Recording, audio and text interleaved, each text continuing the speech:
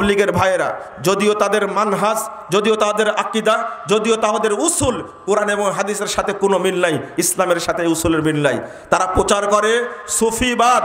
আমরা আহ্বান জানাই, সুফিবাদ থেকে বেরিয়ে আসুন, কোরআন এবং সুন্নাহর অনুসরণ করুন। রাসূল সাল্লাল্লাহু আলাইহি ওয়াসাল্লাম যে আমানত রেখে গেছেন সেইটার উপরে অনুসরণ করুন। কিন্তু তারা না, তাদের মূল গ্রন্থ হলো ফাজাইল আমল, মকসুদুল মুমিনিন, তাদের মূল গ্রন্থ হলো নিয়ামুল কোরআন আর বেহেশতি জেওর। আর আমরা বলি মূল গ্রন্থ হিসাবে কোরআনুল কারীমকে ধরুন এবং সহিহ হাদিসগুলো অনুসরণ করুন, তাহলে জান্নাতের পথ পাবো আমরা ইনশাআল্লাহ। কিন্তু না, এই যে নিজামুদ্দিন সাহেবকে নিয়ে তবলিগ জামাতের যাত্রা, নিজামুদ্দিনে গিয়ে তারা কবরে সেজদাও করে, ভক্তিও করে। যদিও বাংলাদেশে তবলিগের ভাইদেরকে কবরের কাছে সেজদা করতে দেখা যায় না, তবে তারা পীর ভক্তি করে।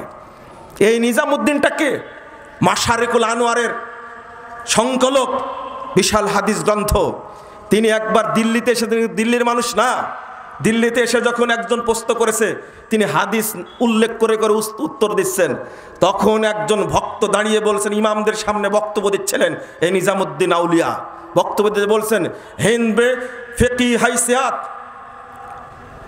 হিন্দবে ফিকি रिवायत की कानूनी हैसियत खुद अहादीस से भी ज़्यादा है। आप আবু হানিফা की রায় পেশ कीजिए।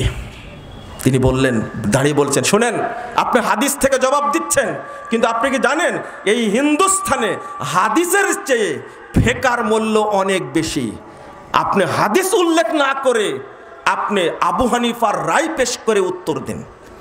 বলেন নাউজুবিল্লাহ, আস্তাগফিরুল্লাহ। আর বক্তব্য বন্ধ করে দেন। আক্ষেপ করে নিজামুদ্দিন আউলিয়া বলেছিলেন, এই সে মুल्क में कब तक इस्लाम बाकी रहेंगे जहां एक फर्द की राय को अहादीस पर हक़ियत दी जाती है।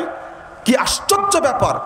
ওই অঞ্চলে, ওই মুসলিম দেশে ইসলাম কতদিন থাকবে যেই দেশে হাদিসের উপরে একজন ব্যক্তির মতামতকে প্রাধান্য দেওয়া হয়? এই দেশে কি ইসলাম থাকতে পারে? ইমাম আবু দাউদের কথাই সঠিক, লাউল হাদিল ইসাব আল আন্দাসার ইসলাম ইয়ানি আসহাব আল হাদিস। যদি পৃথিবীতে আহলে হাদিসগণ না থাকতো তাহলে পৃথিবী থেকে ইসলাম মিটে যেত।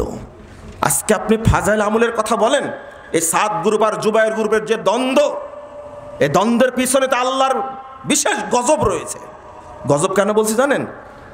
যখন একটা ছেলে সুন্নাহ মোতাবেক সালাত আদায় করার জন্য মসজিদে ঢুকে, মাত্র বয়স হলো 17-18 বছর বয়স, এই বাচ্চা ছেলে মসজিদে ঢুকেছে, সালাত আদায় করছে, সে কিন্তু খুনি না, সে কিন্তু ধর্ষক না, সে কিন্তু সন্ত্রাসী না, সে কিন্তু মদখোর না, সে দুর্নীতিবাজ না, সে আত্মসাৎকারী না, সে দেশের সম্পদ লুট করেনি। একেবারে নিরীহ একটা ছেলে সালাতের জন্য মসজিদে ঢুকেছে। জোরে আমিন বলেছে রাসূল সাল্লাল্লাহু আলাইহি ওয়াসাল্লাম সুন্নাহ অনুযায়ী।